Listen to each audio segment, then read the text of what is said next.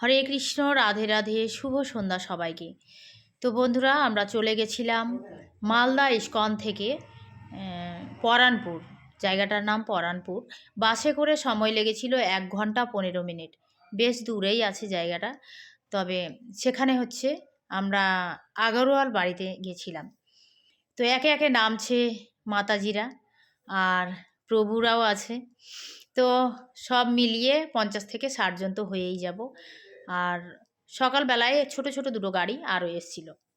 প্রতি বছরই আগরওয়াল বাড়ি থেকে নেমন্তন্ন আসে, আর সেই দিনটা হয় 30শে ডিসেম্বর।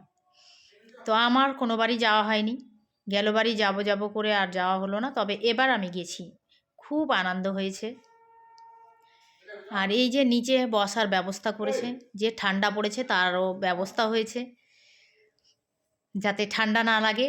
আর নিচে যে কটা রুম আছে সেগুলোও বলা হয়েছে যে যদি এখানে জায়গা না হয় তাহলে সেখানে বসতে পারে।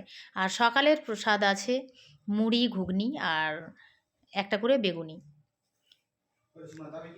আর এদিকে শুরু হয়েছে শান্তিযজ্ঞের সাজগোজ করা, আর চলছে ভগবানের সংকীর্তন। খুব মজা হচ্ছিল সেদিন। বাসে যখন যাচ্ছিলাম এত মজা হয়েছে, মানে কি বলবো। মৃদঙ্গ বাজছে, করতাল বাজছে, আর সাথে ভগবানের নাম সংকীর্তন হচ্ছে মুখে, মানে সেই মজা। আমি প্রথমবার গেলাম, এত ভালো লেগেছে আমার। এবার তো ভাবছি আর কোনোবারই মিস করা যাবে না। তো আগরওয়াল ফ্যামিলি থেকে প্রতি বছরই নেমন্তন্ন মানে করা হয়।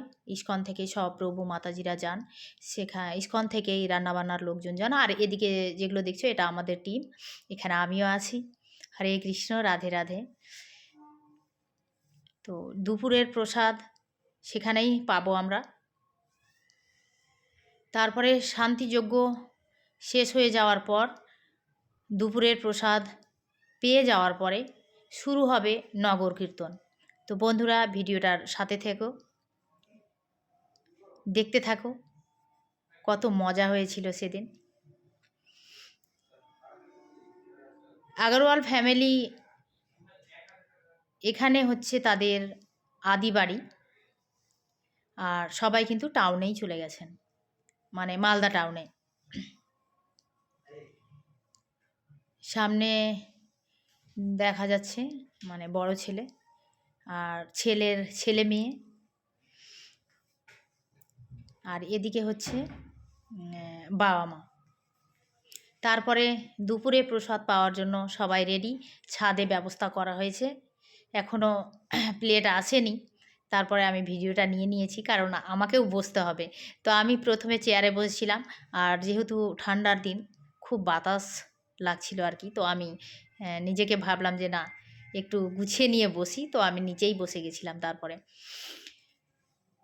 তো এখন যতটা লোক আছে দ্বিতীয় ব্যাচেও এরকম হবে।